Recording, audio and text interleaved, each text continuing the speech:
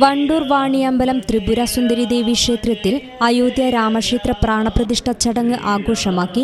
വിവിധ ക്ഷേത്രങ്ങളിലെ പ്രതിഷ്ഠ ചടങ്ങ് വലിയ സ്ക്രീനിൽ പ്രദർശിപ്പിച്ചു. നിരവധി ഭക്തരാണ് രാമനാമം ജപിച്ച് ചടങ്ങുകളിൽ പങ്കെടുത്തത്. ചടങ്ങിനോടനുബന്ധിച്ച് ശ്രീരാമ അഷ്ടോത്തര അർച്ചന, പ്രത്യേക പ്രഭാഷണങ്ങൾ മുതലായവ സംഘടിപ്പിച്ചു.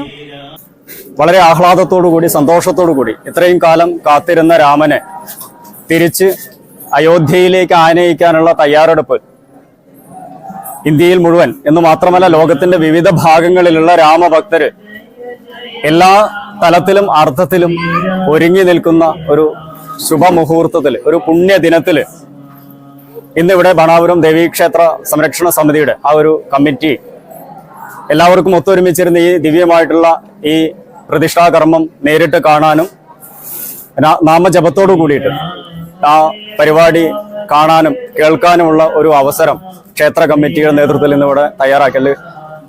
ധാരാളം ആളുകൾ അതിൽ പങ്കെടുക്കുന്ന നാമജപം ഇവിടെ നടക്കുന്നുണ്ട്.